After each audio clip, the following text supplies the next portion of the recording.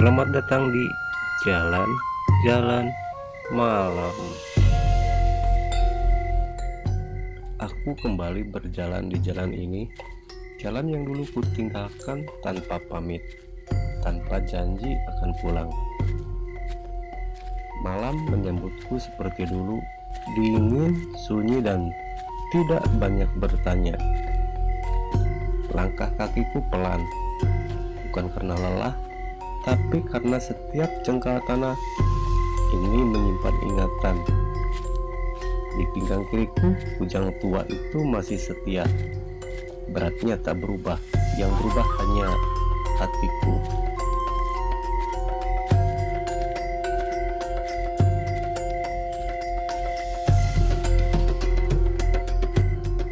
Lampu-lampu rumah redup, beberapa bahkan padam sepenuhnya. Desa ini terasa lebih kecil dari ingatanku.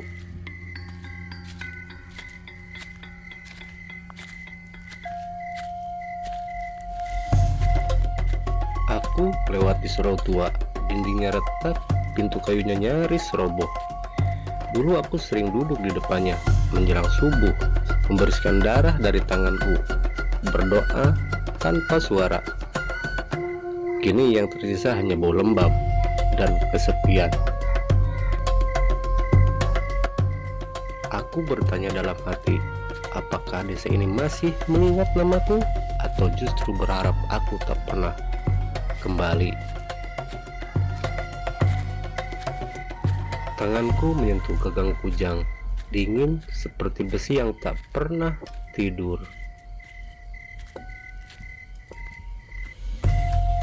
Banyak yang mengira kujang adalah senjata, padahal ia lebih sering menjadi saksi. Ia menyaksikan aku ragu, ia menyaksikan aku salah langkah, dan ia menyaksikan aku pergi saat seharusnya bertahan. Karat di bilahnya bukan karena usia, tapi karena terlalu lama disimpan bersama penyesalan. Angin membawa aroma sawah basah, dan tiba-tiba aku melihat wajah-wajah lama, tawa yang kini pasti telah diam, teriakan yang terputus di tengah malam, dan tatapan seorang guru yang terakhir kali kulihat penuh kecewa. Aku berhenti melangkah. Malam terasa lebih berat di sini, seolah tanah ini menolak kakiku. Kenapa kau kembali? Pertanyaan itu tak terdengar, tapi menggema di dadaku.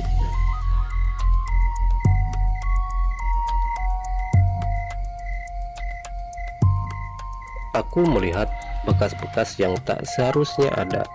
Pintu rumah dicakar, tanah hitam di sudut jalan, jejak ritual yang disengaja disamarkan. Ini bukan kerja orang biasa, ini bau ilmu hitam. Ilmu yang pernah kupadamkan atau kukira telah padam. Desa ini tidak hanya sepi. Ia takut, dan rasa takut itu adalah panggilan bagi pendekar.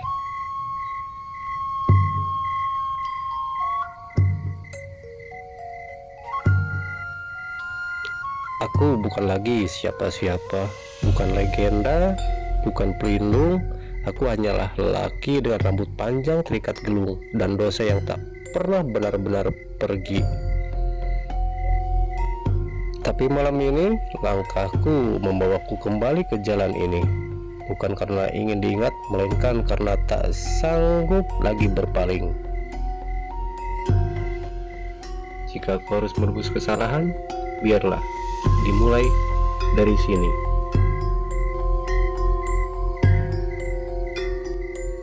Aku melihat sosok berdiri jauh di ujung jalan, diam, tak bergerak.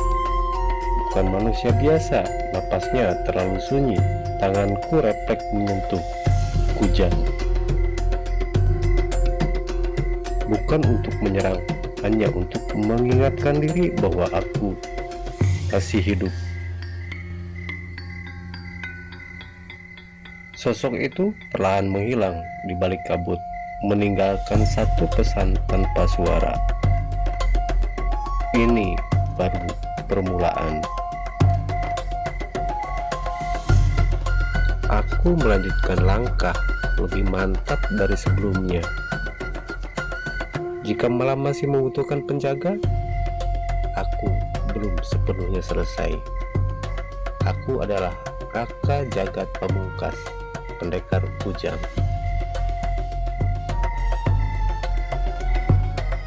Dan langkah yang dulu pergi malam ini kembali